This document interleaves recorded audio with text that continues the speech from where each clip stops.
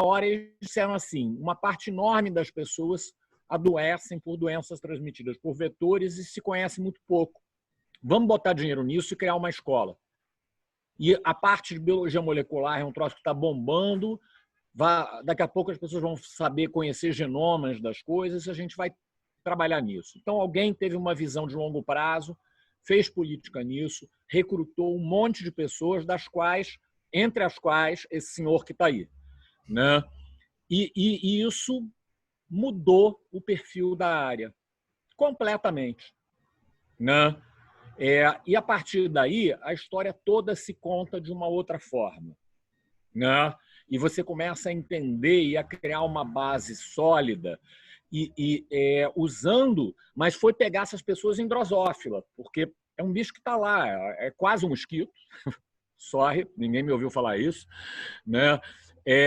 Mas era o que podia se pegar da hora e usar o know-how dessas pessoas, a expertise que elas tinham para alavancar o conhecimento nesses outros modelos.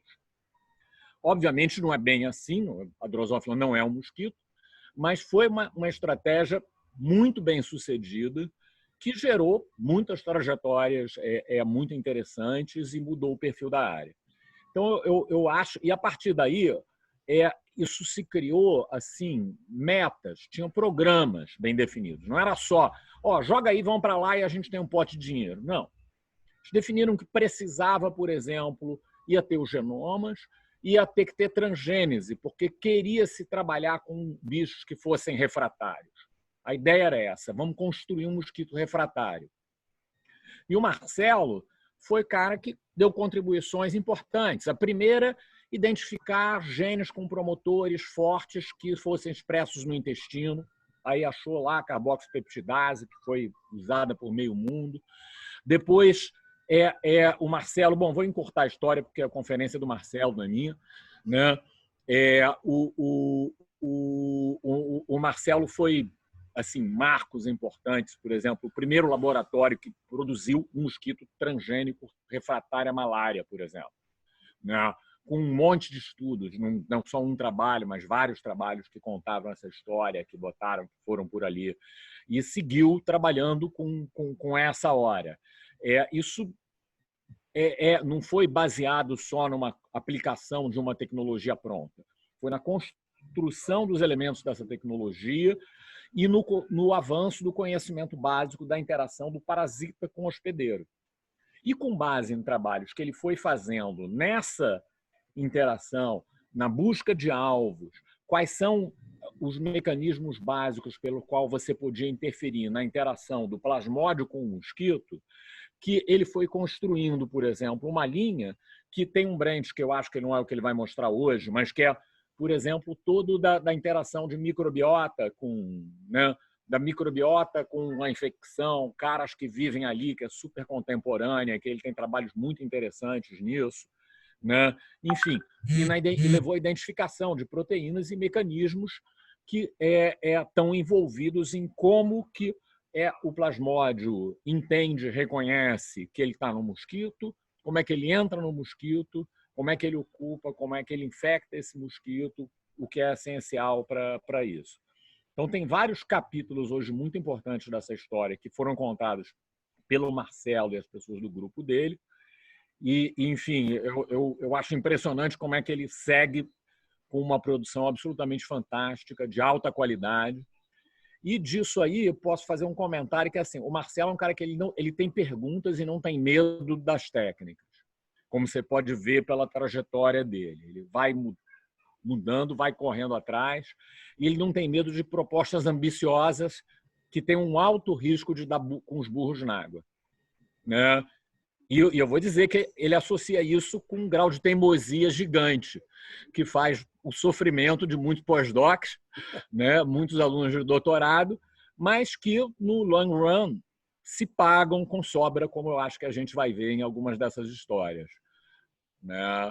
Mas é isso aí, isso é necessário e faz parte, é um complemento necessário para a ambição, uma boa tolerância para o insucesso e a perseverança na perseguição dos bons alvos.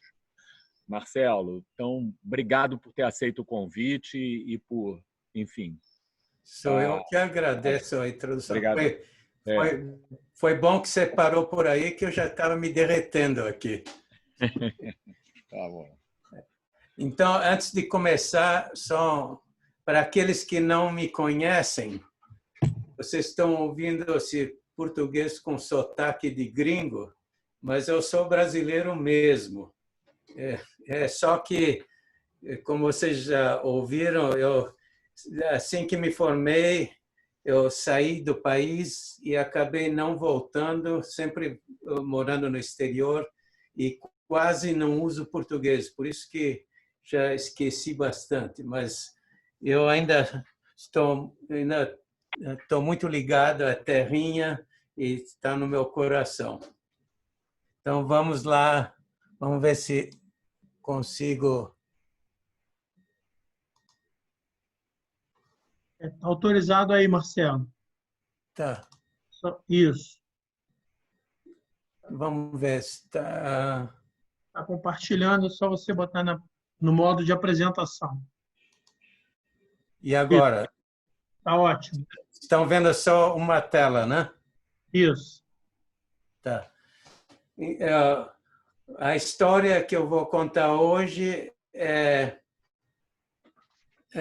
o produto de dois investigadores principais, mas tem um time bastante grande que eu vou dizer quem é no fim da apresentação. Mas essas duas pessoas que estão vendo aí, o Joel e o Tiago, são as pessoas principais nesse projeto. E o Tiago, muitos de vocês reconhecem que ele vem do Rio e foi um colega vosso, e tanto o Joel quanto o Tiago agora estão no NIH. Então, essa história, vou dar um resumo bem curto. A pergunta que motivou todo esse projeto foi a seguinte: foi o parasito da malária, o plasmódio, quando ele desenvolve no mosquito e no hospedeiro mamífero, ele tem que atravessar barreiras físicas, como a pele, por exemplo, ou uma massa sanguínea no estômago do mosquito. E a pergunta que fizemos é: como é que o parasito faz para atravessar essas barreiras? Essa principalmente foi a motivação desse projeto. Vou colocar aqui. Tá. Vocês podem me interromper se quiserem, se tiverem perguntas. O problema da malária é bem conhecido, penso, de todos vocês. Mais ou menos 500 mil de pessoas morrem todos os anos. A maioria são crianças africanas. E se a gente fazer um cálculo, é mais ou menos uma criança por minuto morre todos os dias. Então, é um problema muito grande. E isso aqui já está se passando há muito tempo e os números recentemente não têm diminuído. Então, o que a gente precisa é de novas armas para combater essa doença. E essa é uma maneira que estamos enfrentando esse problema. E, ao contrário por exemplo, do AIDS e da tuberculose, que são duas das grandes causas de morte no mundo, de doenças infecciosas, o plasmódio precisa de um vetor para ser transmitido de uma pessoa a outra. Então, estudando o ciclo no vetor é uma coisa fundamental, que pode nos dar essa arma adicional. Então, esse aqui é um resumo bem rápido do ciclo, como está indicado aqui. Ele tem um ciclo do mosquito e no ser humano. No mosquito, o mosquito adquire o parasito quando ele pica uma pessoa infectada. Os estágios iniciais do parasito ocorrem no estômago, no intestino do mosquito, e depois ele sai do intestino, se desenvolve na superfície exterior do mosquito, produzindo esporozoitos que invadem a glândula salivar, e quando o mosquito, contendo esses esporozoitos na glândula salivar, pica uma pessoa, ele solta esses esporozoitos junto com saliva, e esse esporozoito entra na circulação, infecta o fígado, e do fígado ele se multiplica e entra na circulação e se propaga no sangue até que um mosquito pica de novo e fecha o circuito. Então, hoje nós vamos ver o ciclo, vamos usar tanto como o ciclo no mosquito, quanto no ser humano ou no mamífero, indo da pele até o fígado. Então, um reagente chave dessa história toda é o plasminogênio, que é uma proteína muito abundante no nosso soro, e como o nome indica, é um precursor de plasminogênio, é um precursor de uma protease muito ativa, que é a plasmina. E a conversão de plasminogênio para plasmina ocorre por outras enzimas serina-proteases. Um é TPA, que é Tissue Type Plasminogen Activator, ou UPA, que é Urokinase Type Plasminogen Activator. Então, são uma dessas duas, ou essas enzimas que fazem a conversão de plasminogênio para plasmina. Sem essas enzimas, não há conversão e o plasminogênio não é ativo. Então, qual é a função do plasminogênio nos seres mamíferos? Uma é a dissolução do clot. Como é que se chama? Diz em português. Como é que se diz clot? Coágulo. Coágulo. É dissolução do coágulo, que o coágulo consiste de fibrinogênio, que é convertido por trombina em fibrina. Então, o coágulo está formado pela fibrina, é dissolvido pela plasmina. É uma das funções importantes em nós. Então, em adição com de plasminogênio e plasmina, prestem atenção em fibrinogênio e fibrina, que esse vai entrar na história que eu vou contar. Uma outra função da plasmina é no desenvolvimento precoce do embrião mamífero, onde ele age para atacar matrizes extracelulares. Agora, essa eu já indiquei como é que a plasminogênio é ativado em plasmina, e tem uma outra proteína-chave, que é PAI, que é Plasminogen Activator Inhibitor. É uma serpina, uma inibidora de de TPA e UPA. É bem específico para essas duas proteínas. Então, na presença de PAI, não tem conversão de plasminogênio para plasmina. E uma outra coisa importante é que o PAI é bem específico. Ela é uma serpina que não inibe a plasmina. Só essas duas enzimas aqui.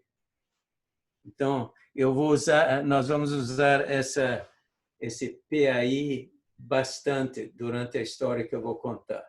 Tem o plasminogênio, o PAI. Até aqui alguma dúvida, alguma pergunta? Não. Não, Marcelo. Então, vamos lá. A história vai começar aqui e ela começa vamos começar no mosquito, e começou há muito tempo atrás, quando nós fizemos uma descoberta que, quando estávamos vendo a conversão do parasito em oocistos, que é a parte, o oocisto se forma quando ele sai do intestino. Então, quando se alimenta os parasitos na presença de plasma, tem um certo número de oocistos que se formam. Mas se a gente remove plasminogênio do plasma, então tem uma inibição muito forte da formação de oocistos. É mais de 85% de inibição. E se a gente readicionar o plasminogênio, resgata a formação e volta tudo ao normal. Então, essa foi uma prova que plasminogênio é importante para o desenvolvimento do parasito no mosquito. Mas o que foi essa aí onde parou essa história. Então, a pergunta que é importante para seguir essa história é de que maneira o plasminogênio age para ajudar o parasito a se desenvolver, quais são os substratos do plasminogênio ou da plasmina, e tudo isso não sabia, não tinha indicação nenhuma. E foi aí que o Tiago e o Joel começaram a trabalhar nesse ponto. Aqui está um esquema de como o parasito se desenvolve no intestino do mosquito. Aqui está o epitélio. Vocês estão vendo a seta, né? Estão vendo a seta? Sim, estamos. Tá bom. Então, aqui tem o epitélio intestinal, tem essa camada aqui, é a matriz peritrófica, e aqui tem o microgameta, que é o gameta macho, e o macrogameta, que é o gameta fêmea. Então, tem fertilização e formando o zigoto, e o zigoto, então, se desenvolve em oocineto, tudo dentro do bolo alimentar do sangue, e o oocineto se move e atravessa atravessa a matriz peritrófica e o epitélio intestinal e se aloja do lado de fora do intestino e forma o oocisto. E o oocisto, então, se desenvolve e forma esporozoitos que, quando estiver maduro, os esporozoitos são liberados na hemolinfa e eles migram e invadem a glândula salivar. Então, esse é o ciclo do parasito no mosquito. E, então, a nossa hipótese de como é que o plasminogênio estava sendo utilizado pelo parasito, a nossa hipótese é que ele estava ajudando o oocineto atravessar a matriz peritrófica e invadir o epitélio intestinal. Essa foi a hipótese que o Tiago examinou quando chegou no laboratório. Então, ele examinou para ver se realmente é ocisto ou uma forma antes da formação do ocisto que é afetada pela falta de plasminogênio. Ele contou as formas redondas, que são os zigotos e os gametas fêmeas. Ele contou o ocineto e quando ele contou isso em condições normais, com plasma, ele viu um certo número de formas redondas, que são essas aqui, e um outro número um pouco maior de ocinetos, que se desenvolveram no sangue do mosquito. Isso foi examinado há 24 horas, que é a hora um pouquinho antes do ocineto atravessar essas camadas. Mas quando ele adicionou PAI ao sangue infectado, as formas redondas estavam lá, mas não tinha quase ocineto.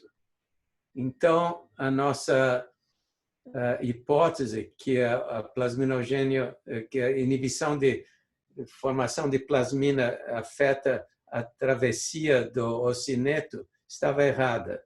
O ocineto nem se formava na presença de PAI. E se a gente adiciona o PAI, mas também adiciona plasmina, lembra que enzimas ativadores, mas não a plasmina mesmo, então volta ao normal. Então, o número de ocistos volta ao normal. Então, aqui a conclusão. Então, normal o número de ocistos, de ocinetos, não ocistos, de ocinetos cai na presença de PAI e resgatado pela plasmina. Então, a conclusão dessa série de experimentos foi que a plasmina precisa ser requerida antes da formação de ocinetos, em estágios bem precoces.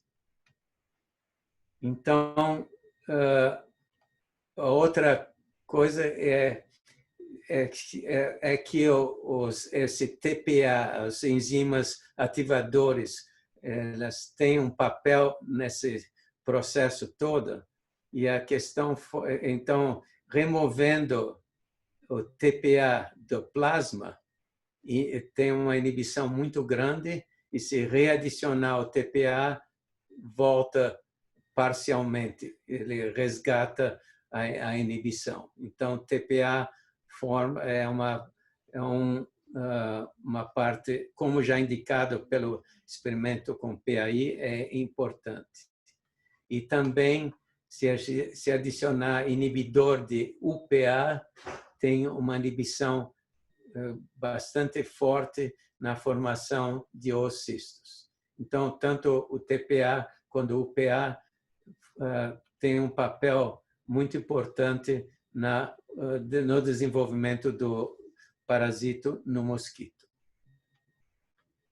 A outra coisa que examinamos aqui, estamos então vendo o que até agora vimos, que a conversão de plasminogênio a plasmina é importante. Qual é o substrato? Então, o que aqui estamos são hemácias dissecadas de um mosquito que foram alimentadas, foi alimentado com hemácias em albumax. Albumax é um meio artificial que não tem fibrinogênio ou fibrina. um meio artificial. E você vê que as hemácias estão bastante soltas. Se você, a esse Albumax, adicionar fibrinogênio, as hemácias se agregam. E tem uma outra série que eu não estou mostrando aqui, que você forma, que o fibrinogênio forma uma barreira bastante grande para a locomoção dos gametas. Essa é a hipótese. Então, se a gente alimentar um certo número de parasitos em plasma, então forma um certo número de oocistos. Se os mesmos números de parasitos foram ressuspendidos em Albumax, o número é bem maior. Por que isso? Porque não tem o fibrinogênio e a fibrina não formam essa barreira e facilita o desenvolvimento do parasito no mosquito. Agora, se a gente ao Albumax adicionar fibrina, tem uma inibição muito forte, e se a gente adicionar fibrina e plasmina, então é resgatada a formação de oocistos. Então, importante aqui que a fibrinogênio, fibrina, forma uma barreira importante no desenvolvimento do parasito no mosquito. Agora, como é que é feita a conversão? Então, aqui são IFA, que é imunofluorescência, usando o microgameta, que é o gameta macho do parasito, que está ilustrado aqui embaixo. E aqui você vê que com anticorpo contra plasminogênio, você vê ele principalmente na cabeça. Isso aqui é o equivalente do esperma humano. Então, aqui a cabeça, e também o TPA também se liga na mesma região. E aqui está os dois juntos. E aqui é o IFA com UPA. Aqui está o microgameta, e tanto o plasminogênio quanto o UPA se liga a ele. Então, você vê que os enzimas que convertem plasminogênio em plasmina estão na mesma região, juntos com o plasminogênio. E é assim que pensamos que a conversão de plasminogênio a plasmina se ocorre. E, então, resumindo todas as observações, nós temos esse modelo. Você tem plasminogênio, TPA e UPA, que se liga ao microgameta. Marcelo, sim. Uma pergunta. Sim. Você aí está olhando o cara que já diferenciou, mas a ação importante é no redondinho, né? Exatamente. No redondinho liga? No redondinho, não, aí que está. Foi uma pergunta muito boa na hora certa. Agora, eu não tenho um slide para mostrar isso, mas você tem que usar a vossa imaginação. Quando o mosquito ingere um sangue infectado, o microgameta e o macrogametas estão distribuídos aleatoriamente no bolo alimentar. É isso? Então, para a fertilização ocorrer, o macrogameta não se locomove. É o microgameta que tem que se locomover. E ele tem que se locomover através do bolo sanguíneo que está concentrado, porque o mosquito remove toda a água e o líquido. Então, fica uma massa bem concentrada. E o microgameta vai ter, se ele não se movimentar, não vai haver fertilização. É isso? Então, para a fertilização ocorrer, o microgameta tem que se atravessar o bolo alimentar até encontrar o macrogameta. Então, nós pensamos que o plasminogênio, a plasmina, não tem um rolo para invasão do macrogameta, mas para se locomover através do bolo alimentar. Isso responde a sua pergunta? Sim, sim, sim. Ok, entendi qual é o ponto. Essa é o que, baseado em todas essas observações que eu mostrei, essa é a nossa hipótese, como pensamos está o plasminogênio e o plasmina está sendo utilizado. Me permitir fazer um comentário, que está muito legal. Dá a impressão, então, que o microgameta capta as proteínas para depois poder ir abrindo o caminho, ativando o plasminogênio.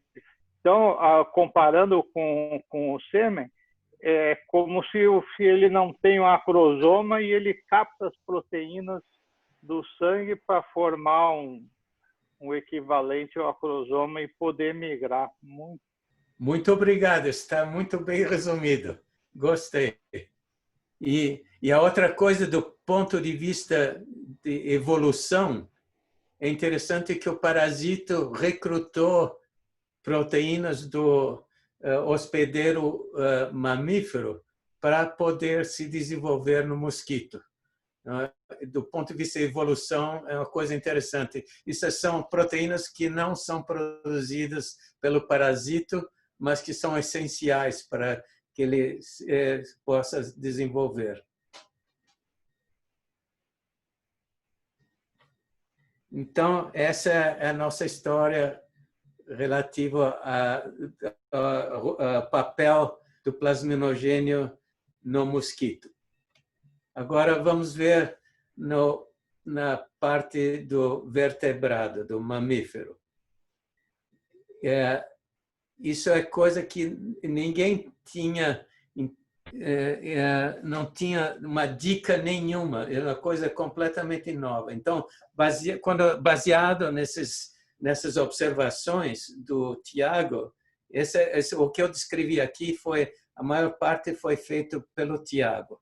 Então, o Joel, que era um postdoc no laboratório, ele, baseado nessas observações, ele fez uma pergunta assim muito simples: será que o plasminogênio também tem um papel no desenvolvimento do parasito no mamífero? Essa é a pergunta que ele fez, e aqui está um resumo de como é que o desenvolvimento no mamífero ocorre. Então, o mosquito, quando ele pica uma pessoa, ele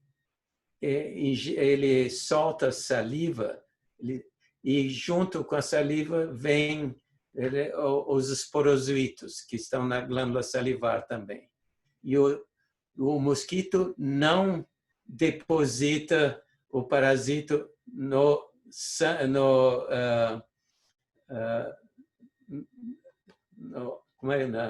na veia, como é que se diz? No capilar, no vaso. No vaso sanguíneo. Ele não deposita diretamente no vaso sanguíneo. Ele deposita na pele, que ele vai cuspindo. Uma vez que ele encontra o sangue, ele ingere, ele não cospe, ele ingere o sangue, volta em sentido contrário. Então, o esporosito é depositado na pele, e uma vez na pele, para poder infectar, ele tem que se mover na pele, na camada extracelular, até encontrar o vaso sanguíneo. Aí ele tem que entrar no vaso sanguíneo, ele circula pelo corpo inteiro e ele sai da circulação especificamente no fígado. E como ele reconhece o fígado é uma outra história muito bonita, feita por um outro pesquisador brasileiro, que é o Nussenzweig, o Victor Nussenzweig. Ele fez um trabalho muito bonito nisso. Então, o esporoswito tem que sair da circulação no fígado e, para isso, ele atravessa um dos componentes do vaso vaso sanguíneo, que é o Kupfer cell, a célula de Kupfer. Ele atravessa a célula de Kupfer. Então, depois de atravessar, ele tem que atravessar uma camada, uma extracelular, que é chamada Space of Disse, que é rica em colágeno. E aí ele entra no fígado, ele se multiplica e depois ele sai de novo e entra em circulação, que é a forma assexual, a forma do mamífero. Então, depositado na pele, entra em circulação, sai da circulação no fígado, atravessa essa camada extracelular e invade as células do fígado, os hepatócitos. Então, essa é, em resumo, o ciclo. Então, você vê que tem muitas barreiras físicas que ele tem que atravessar. Então, será que o plasminogênio tem um papel na travessia dessas barreiras? Foi essa a pergunta essencial. E fazendo o IFA, isso agora estamos lidando com esporozoítas, está aqui. O plasminogênio se liga aos fora aos esporozoítas, tanto o plasminogênio como o TPA como o UPA.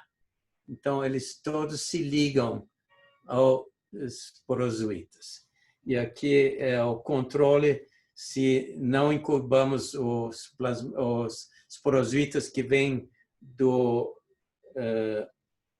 da glândula salivar de mosquitos infectados. Então, se não incubamos com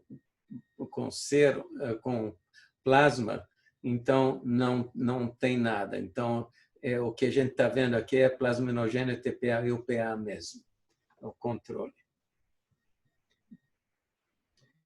Então, vamos ver agora se o plasminogênio tem um papel na infecção.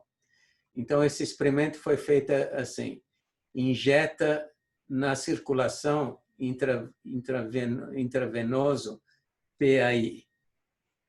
Então, espera 1 hora para o PAI se distribuir pela circulação e deixa 3 mosquitos infectados picar o camundongo. E aí espera, então, e aí vai seguindo cada dia para ver se esse camundongo fica infectado. Para saber se ele fica infectado, a gente tira um pouquinho de sangue, uns microlitros de sangue e vê se tem parasitos circulando no sangue. Então, ficou claro com o experimento? E o PAI, então, se tiver dúvidas, interrompam, por favor. Então, aqui é o resultado. Se o camundongo não for injetado com PAI, até o dia 6, já a maioria, 80% dos camundongos ficam infectados. E se nos camundongos que foram injetados com PAI, só 10% ficam infectados. Foi uma proteção de 90% dos camundongos ficam protegidos. Então, isso significa que a conversão de plasminogênio em plasmina tem um papel importante na infecção do camundongo. Marcelo, Sim, quem foi a espécie da plasmódia que você usou nos camundongos? é o Plasmodium berghei, que é o Plasmodium de roedor. Certo. Obrigado. Faça favor, interrompam quando se tiver dúvidas. Então, plasminogênio, ativação de plasmogênio é requerido para infecção. E aqui, então, tem várias possibilidades com o experimento que fizemos. Podia estar inibindo a travessia da pele ou poderia estar interferindo com a infecção do fígado. Então, em que parte está sendo o plasminogênio está agindo? Então, o experimento foi feito da maneira seguinte: dessa vez, em vez de ter mosquitos infectando o camundongo, injetamos esporozoitas. Isso são esporozoitas fluorescentes que expressam GFP na presença ou na ausência de PAI. E não, essa aí não foi com fluorescente, não. Injeta o mesmo número de esporozoitos com ou sem PAI e vê se afeta a infecção do camundongo. Esse é o experimento. E aqui é o resultado. Na ausência de PAI, injetando o parasito na orelha do camundongo, em 5 dias, 100% dos camundongos ficaram infectados. Mas se injetamos com PAI, então só 70%, uma proteção de 30%, e a infecção ocorre muito mais tarde, 1,3 dias mais tarde, e um dia que fica mais tarde, a gente pode calcular que é equivalente a uma redução de 50% de parasitos que infectam o mosquito. Então, a conclusão aqui é que a plasminogênio, a conversão de plasminogênio em plasmina tem uma ação importante para sair da pele e entrar em circulação. E aqui é o controle. Se injetar PAI na presença e misturado também com plasmina, então a infecção volta como no controle. Marcelo, eu tenho uma dúvida. Pois não. Então, mas assim que você injeta, você deve ter uma circulação muito rápida também do PAI, né? Como que você pode ter certeza que não afetou coisas do fígado? Porque a circulação é bem rápida. Mas aqui não foi injetado na circulação, foi injetado na pele. Na pele. Então, não tem PAI circulando. Mas o que é injetado na pele não vai para a circulação? Não tem como ir para a circulação? Talvez uma quantidade muito pequena é possível que vá, mas precisa uma quantidade bem grande para poder entrar em circulação. E eu vou mostrar agora como tem outras ações que está mostrando que a ação é realmente na pele e não na circulação. Mas foi boa pergunta. Obrigada, Marcelo. Então, aqui é um filme, um vídeo que talvez seja um pouquinho difícil de ver. Vocês veem que a gente filmou aqui, são injetando esporozoitos na pele, E dessa vez são esporozoitos fluorescentes. Então você vê eles se movimentando aqui. E uma boa parte está se movimentando. Está vendo? Agora, se injetar os esporozoitos na presença de PAI, o movimento é muito menor, tem muitos, a maioria dos parasitos não estão se movendo, e se eu injetar o esporozoito com mistura de PAI e plasmina, então o movimento volta ao normal. Isso está tudo quantificado aqui nesse gráfico.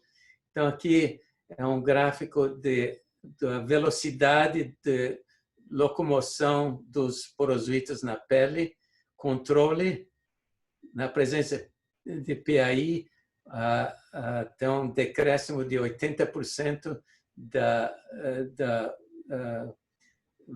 velocidade de locomoção, e se usamos uma mistura de PAI com plasmina, volta ao normal.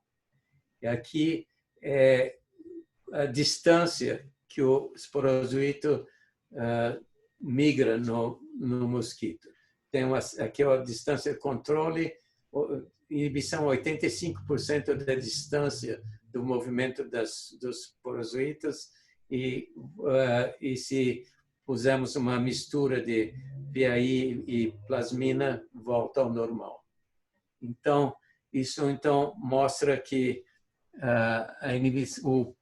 a conversão de plasminogênio a plasmina é importante para a movimentação do esporozoita na pele.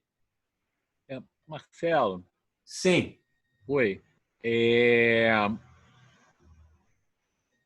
Você chegou a fazer isso com saliva de mosquito? Porque aqui é o esporozoito só, né? Isso. A saliva tem vasodilatação, aí a oferta de componentes do plasma deve mudar muito, né? No fim desse seminário, eu talvez tenha alguma coisa que se relacione ao que você está dizendo. Mas isso aqui os esporozoitas estavam em tampão, não tinha saliva. Uhum. Mas eu penso que a presença de saliva não vai alterar essa conversão. Ok. Então, a mobilidade dos esporozoitos é importante. Então, essa série de experimentos mostram que a plasmina é importante para a locomoção do esporozoito na pele, e é uma coisa essencial para que ele possa entrar em circulação. E a outra pergunta que não respondemos ainda é: será que o plasminogênio ou plasmina tem um papel na infecção do fígado? Então, essas experiências estão aqui. Então, aqui nós estamos injetando o PAI intravenoso e depois infectamos o camundongo injetando esporozoitas. Injetamos diretamente na circulação. Então, a parte da locomoção na pele não tem papel nenhum aqui. Então, os esporozoitas são injetados diretamente na circulação e nessa situação, será que o PAI vai afetar a infecção que seria a infecção do fígado? E aqui é o resultado: sem PAI, injetando os esporozoitas, em 4 dias todos os camundongos ficam infectados. Se na presença de PAI tem 80% de proteção, só 20% os camundongos ficam infectados. Então, uma diferença bem grande. E se a gente injetar uma mistura de PAI e plasmina, então a infecção volta significativamente. E então esse aqui significa que a plasmina também tem um papel na infecção do fígado. Então é importante para a injeção do fígado. Então aqui está em forma esquemática de como a infecção do fígado ocorre. Aqui está o esporozoito dentro do vaso sanguíneo no fígado, e para infectar os hepatócitos, ele vai ter que atravessar as células de Kupffer, atravessar o space of Disse, que é colágeno, importante, e então entrar nos hepatócitos, infectar, e aí ele se multiplica e desenvolve. Então, fizemos uma série de imunofluorescências para quantificar esses estágios. E aqui são exemplos.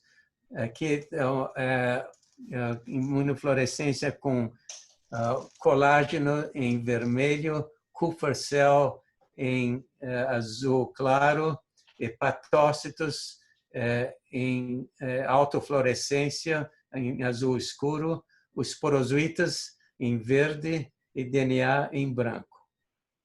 Então, você vê que em certos cortes, o esporozoita está fora, está aqui fora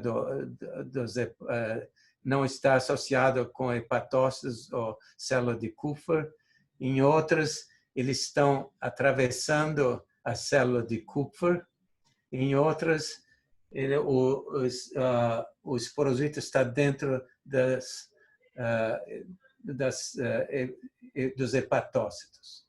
Então, são essas três classes que quantificamos. E aqui está a quantificação. Foi um trabalho bastante grande. Então, aqui é o controle. 75% dos esporozoitas estavam dentro dos hepatócitos, 23% em transição e só 2% fora. Mas na presença de PAI, só 33% tinham completamente invadidas hepatócitos, 35% e o resto estavam, seja em transição ou fora. E se a adição de plasmina reverte essa situação. Então, aqui é uma demonstração de que a plasmina tem um papel importante também na invasão do fígado. Então aqui a resposta a essas perguntas que fizemos inicialmente. A plasmina é importante tanto para atravessar a pele quanto a invasão do fígado. E então o que nós pensamos é que ele é importante para passar por essa camada extracelular, tanto na pele quanto no space of Disse no fígado. Então, essa é o resumo dos experimentos que fizemos para ver como é que a plasmina ajuda o parasita a se desenvolver no hospedeiro mamífero. E essas observações sugeriram um aspecto mais prático. Essa é a terceira parte da minha apresentação, é que isso nos dá uma dica de como fazer mosquitos transgênicos que estão impedidos de transmissão do parasito. E aqui é o esquema. Nós vimos até agora que aqui, então, esses pontinhos são o PA inibe o desenvolvimento do parasito no intestino e também na pele. Então, se a gente pode engenheirar mosquitos para secretar PAI no intestino ou na glândula salivar. Nós temos transgênicos que produzem PAI humano, para aí não tem problema de o mosquito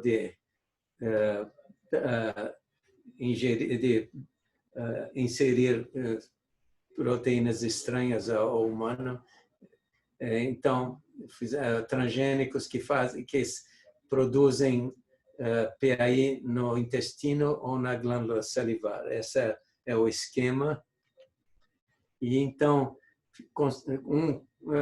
usamos o sistema Q, que é semelhante ao Gulf4 UAS, que já foi desenvolvido antes.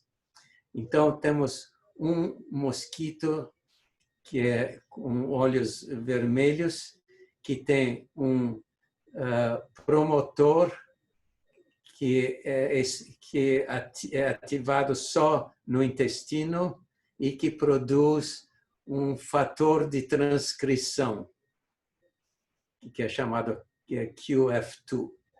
Então, esse é um fator de transcrição, que por si só não faz nada. E fizemos um outro mosquito, e esse tem olhos verdes, que produz esse fator de transcrição na glândula salivar. É um promotor específico para a glândula salivar.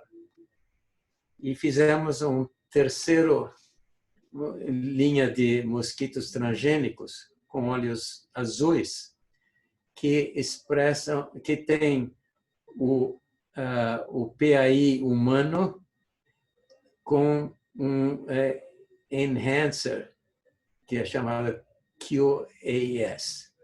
E esse enhancer ele não funciona por si só. Só se o fator de transcrição, se fizermos um cruzamento entre esse mosquito aqui do intestino com esse aqui, então o fator de transcrição se associa a esse elemento de transcrição aqui e o PAI é expresso. Na ausência disso aqui, nada é expresso. Então, precisa esse cruzamento do fator de transcrição e do fator de ativação estar no mesmo mosquito. Agora, se a gente fizer um cruzamento entre esse mosquito e esse aqui, então temos um mosquito que expressa o PAI só na glândula salivar. E se a gente fizer o cruzamento desses três mosquitos, então temos mosquitos que expressam o PAI tanto no intestino quanto na glândula salivar. Está claro o esquema aqui? Ficou claro? Isso é experimentos em andamento e nós não temos os resultados de todos esses cruzamentos. Nós temos principalmente só os resultados que eu vou apresentar só da glândula salivar. Então, são coisas em andamento, preliminares. Aqui nós falamos spit blot. A maneira que se faz, a gente põe um papel de filtro sobre uma superfície aquecida e os mosquitos pensam que são uma pele e eles picam esse papel de filtro e depositam saliva. Se a gente pegar esses mosquitos transgênicos que expressam PAI na glândula salivar, eles depositam PAI no papel de filtro. E a gente revela depois com anticorpo anti-PAI, a gente vê que tem uma quantidade bastante, que os mosquitos estão cuspindo PAI em quantidades significativas. E aqui é o controle com mesmo experimento com mosquitos transgênicos, não transgênicos, e não, evidentemente não tem PAI humano aqui, é o controle negativo. Então, esses mosquitos estão produzindo PAI na glândula salivar e estão cuspindo ele. Agora, se a gente infectar mosquitos não transgênicos e transgênicos, infectamos esse mosquito alimentando no mesmo camundongo infectado. Então, o número de parasitos ingeridos pelo mosquito não transgênico e transgênico é idêntico. Então, tanto esses dois grupos de mosquitos ingerem o mesmo número de parasitos. E então, se a gente contar o número de oocistos, tem um certo número de oocistos que se formam nos não transgênicos, é uma redução bastante forte, de 86% em número de oocistos que se formam nos mosquitos transgênicos. Isso é uma surpresa. Por quê? Porque o PAI humano é expresso na glândula salivar e a gente está vendo a formação de oocisto no intestino. Então, qual é o relacionamento? E aqui vem a biologia do mosquito. Quando ele ingere sangue, ele cospe e bebe a própria saliva. Então, essa inibição é devida à saliva que ele cuspiu no camundongo e ingeriu junto com o sangue. E mesmo essa foi uma inibição bastante forte, mesmo que não teve expressão de PAI no mosquito, no intestino. Então, a saliva ingerida inibe a formação no mosquito. E lembra, essa aqui é aquele gráfico inicial que a conversão de plasminogênio em plasmina é importante no intestino. E aqui é infecção de camundongo. O esquema é o mesmo. Alimentamos mosquitos não transgênicos e transgênicos no mesmo camundongo infectado. Então, tanto os dois grupos de mosquitos ingeriram o mesmo número de parasitos. E depois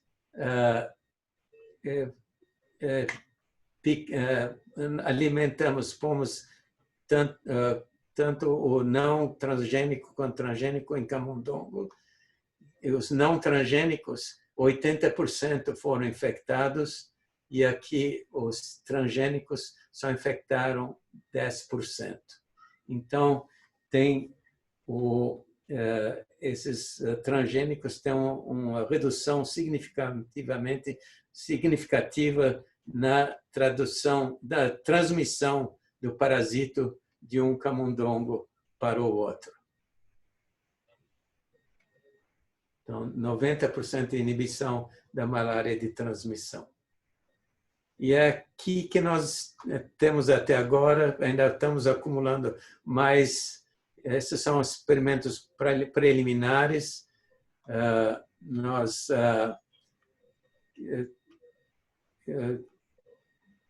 Esse é o resumo. E o que nós queremos fazer depois, agora é de produzir mosquitos que expressam PAI tanto no intestino quanto na glândula salivar. E pensamos que isso a inibição vai ser ainda mais forte na transmissão do mosquito. Então, aqui é uma possibilidade de mosquitos transgênicos que, em princípio, poderiam ser usados no campo porque produzem uma proteína humana. É isso aqui a história. E como eu já destaquei, isso foi trabalho principalmente pelo Joel e pelo Tiago, mas tiveram um grupo bastante importante de gente, tanto do meu laboratório quanto de laboratórios de colaboradores que contribuíram para esse projeto. Obrigado. E estou à disposição para qualquer pergunta que tiver. Marcelo? Tem uma pergunta. Shirley, fica à vontade. Marcelo, assim, em termos de mecanismo de ação, né, está muito claro que no intestino do mosquito, né, todo esse sistema, né, ele vai inibir o movimento porque ele desagrega os eritrócitos, né, então permite uma circulação.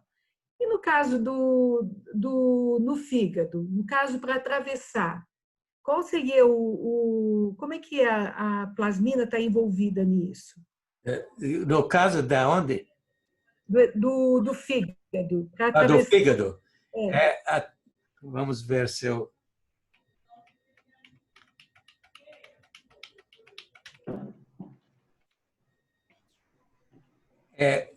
O papel é a travessia dessa camada extracellular matrix. Aqui,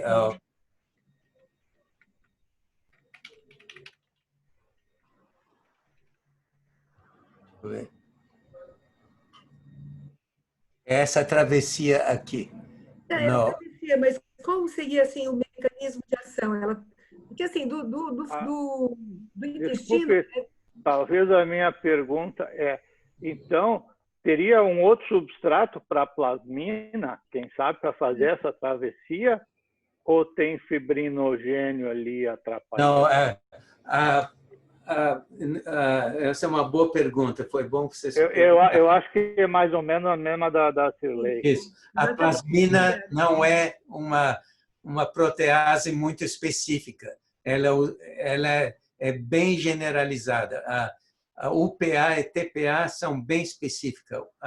A plasmina não é específica. Ela digere colágeno, fibrinogênio e uma quantidade grande um número grande de proteínas de camadas extracelulares.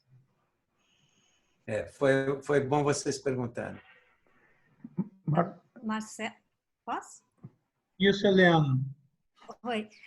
Marcelo, eu fiquei curiosa com uma questão que você abordou lá no começo, que é sobre tanto o gameta quanto o esporozoito, eles capturarem o TPA e o PA, né, do ambiente, né?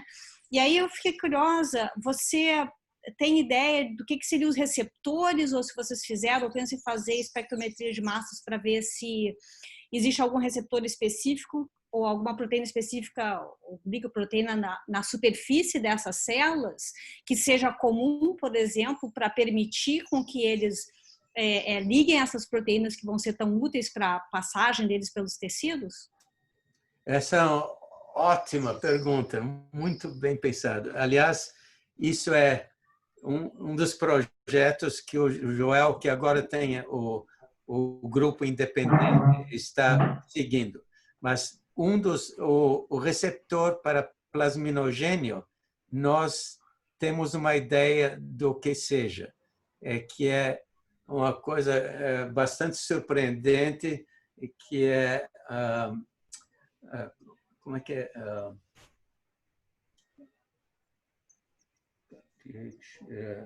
É uma proteína intracelular bem comum. Enolase. Hã? Enolase. Exatamente. Obrigado.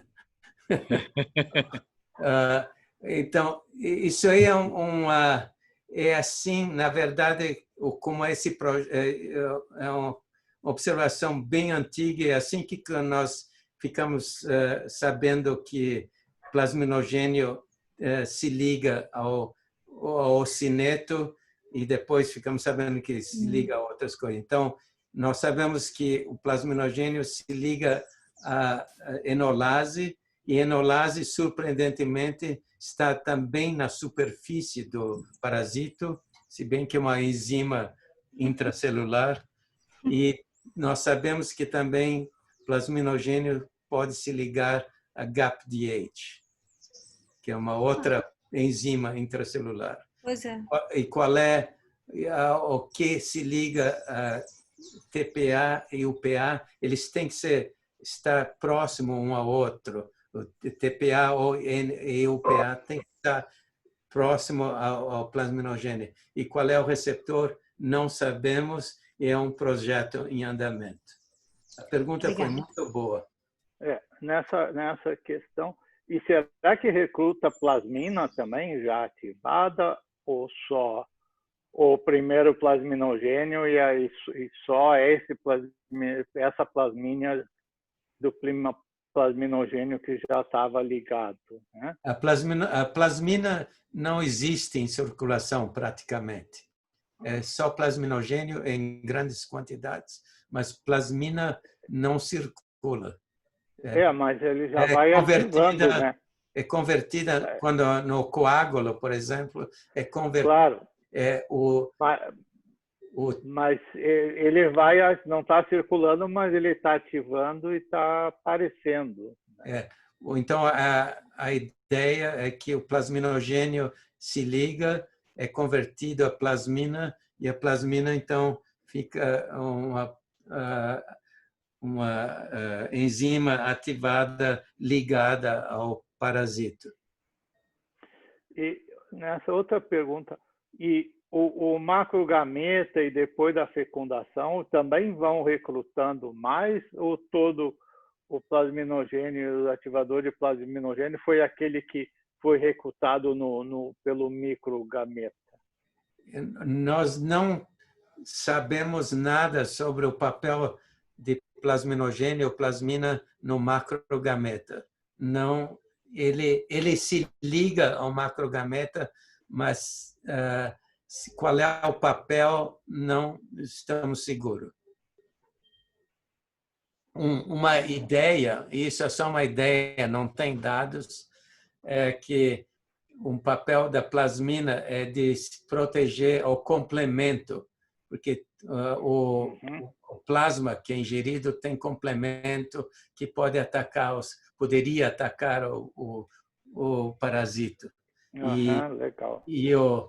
E a plasmina poderia servir como defesa contra o complemento, mas, de novo, não temos dados nenhum, é só uma ideia.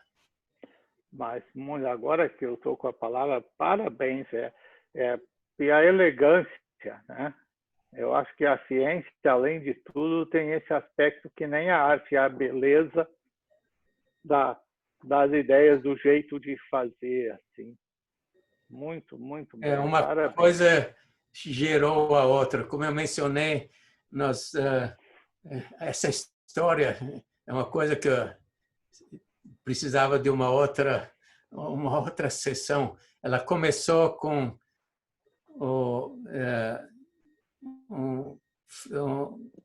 projeto envolvendo Phage Display Library, onde vimos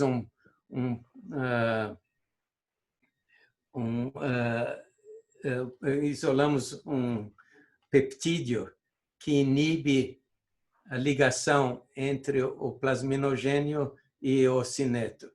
E é um peptídeo que simula, isso está bem caracterizado, não por nós, mas a interação entre o plasminogênio e a enolase foi estudada por outros grupos. A enolase também está na superfície de outros patógenos e se sabe são regiões que têm lisina, tem 2 lisinas. Então, é assim que o plasminogênio se liga à enolase na superfície do parasito. E a história começou quando descobrimos esse peptídeo que inibia o desenvolvimento do parasito e ficamos sabendo que o modo de ação é inibir a ligação entre o plasminogênio e o parasito via enolase. Mas isso é uma outra história. Eu acho que o Massuda está pedindo para falar. Porque ele está com o microfone cortado. Pode falar. Oi, Fala, Massuda. Vocês me ouvem agora? Estou ouvindo. Uma curiosidade. Bom te ver, Massuda. Igualmente. Parabéns pelo belíssimo trabalho. Obrigado. E é como foi dito aí, de uma elegância extrema. Adorei. Eu tenho uma curiosidade que é sobre... Você utilizou o PAI tanto injetando e como injetado pelo mosquito. Você tem ideia, no mamífero, do tempo de vida dessa molécula se ele dura muito, como é que fica? Ele é rapidamente mobilizado, destruído? Como é que é feito isso? Tem alguma ideia? Eu não sei ao certo. Eu sei que o PAI circula em quantidades bem pequenas no plasma humano, mas a meia-vida da proteína eu não sei qual é. Porque se ele for de uma meia-vida longa, é até passível de se pensar em algum tipo de proteção, de tratamento, né? Ou se você conseguir aumentar a meia-vida do PAI, ele pode ser útil, eventualmente, né? Quem sabe? Ele protegeria a pessoa que tem esse Exatamente, se ele for de vida longa. É uma ideia.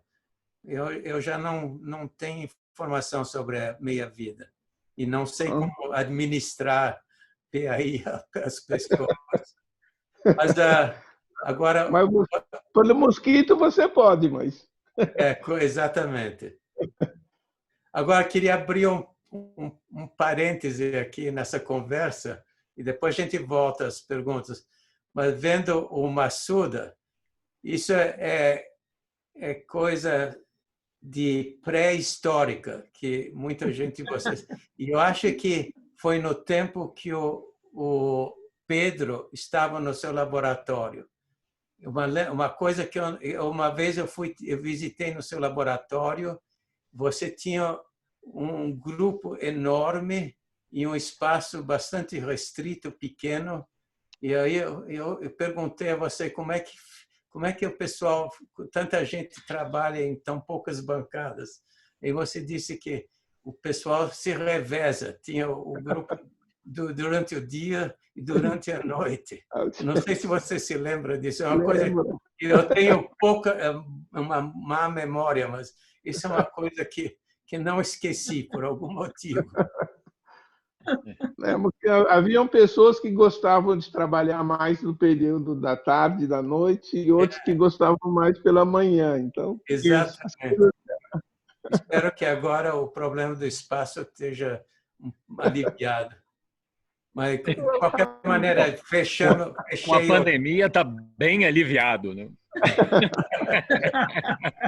É verdade. Mas então, fechei o parênteses, podem perguntar outras coisas agora. Ô Marcelo, você me provocou. Nessa época, as pessoas pisavam nos pés, no pé dos outros.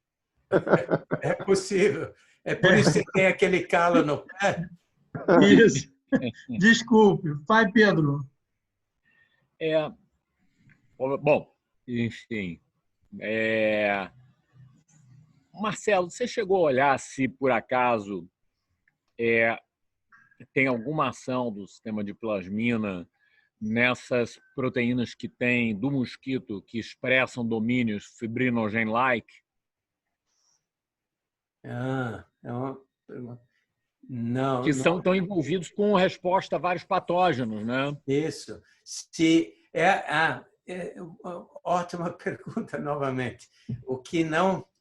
Deixa eu voltar. Você vê, aqui tem a matriz peritrófica. A história que eu contei hoje, eu disse que sem plasmina o ocineto não se forma. Mas uma pergunta que não respondemos, e por motivos técnicos, e se a plasmina ajuda o ocineto a atravessar a matriz peritrófica e o epitélio intestinal. E um dos componentes da matriz peritrófica é uma proteína que tem domínios fibrinogênios, como o Pedro mencionou. E é bem possível que na ausência de plasminogênio, os ocinetos que acabam se formando, porque a inibição não é 100%, é possível que ele iniba também a travessia através a travessia da matriz peritrófica. Mas, por motivos técnicos, nós tentamos um monte de experimentos, mas não conseguimos separar a formação de ocineto com a travessia aqui. Então, existem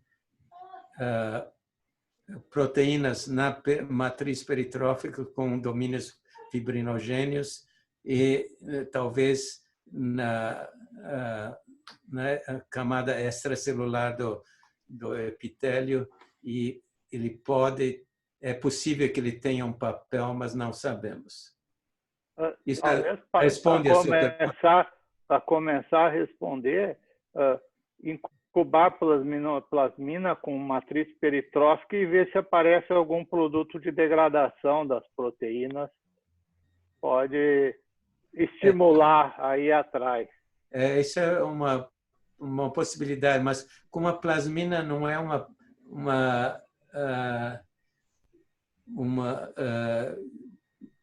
enzima específica, muito específica. Então não tem quase especificidade nenhuma.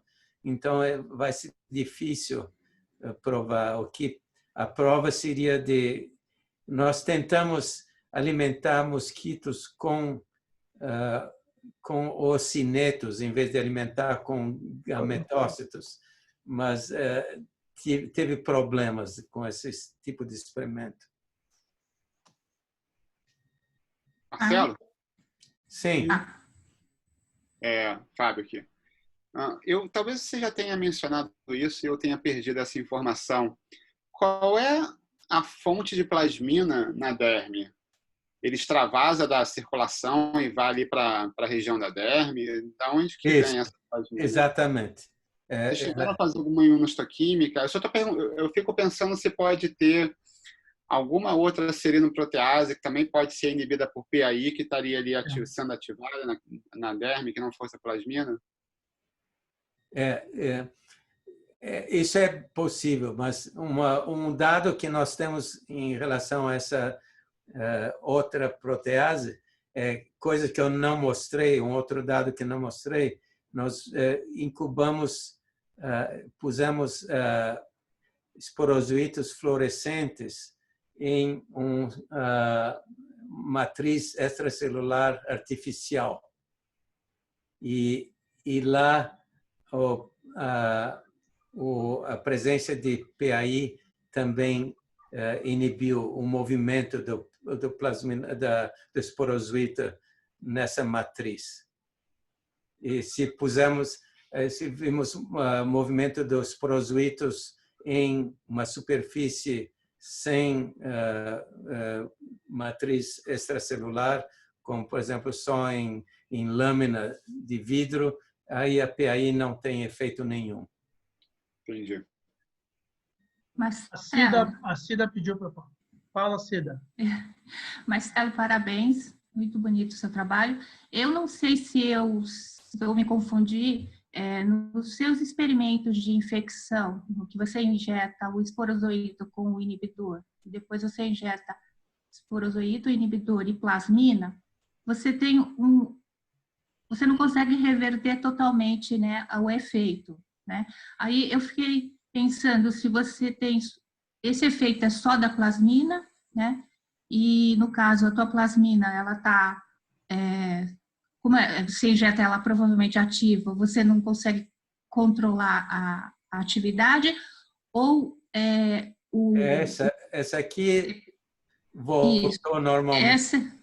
Você vendo? Tem um outro que acho que é um pouco menos, né? Que você tem de efeito. Tem, não é 100%, resgatamento não é 100%. Isso você acha que é por causa da plasmina? Essa aqui que você está pensando, é essa aqui? Acho que é essa, né? Não voltou exatamente quanto, mas a diferença é bastante grande. Aqui é só 20% e aqui 80%. Então, eu acho que eu tinha visto eu me confundi, porque eu achei que era o contrário. Eu estava pensando que talvez você pudesse ter, além do efeito da plasmina, um outro efeito pelo TPA ou pelo UPA. Eu não sei se você tem esse dado. Se essas enzimas têm algum efeito na infecção, ao invés de... A TPA e o UPA, por definição, estão envolvidas porque a única ação do PAI é a inibição de TPA e UPA. Eles não têm outro papel. Seria a serpina de plasmina, né? É uma serpina que é específica para essas duas enzimas. Tá. Então, seria a plasmina, o efetor final, né?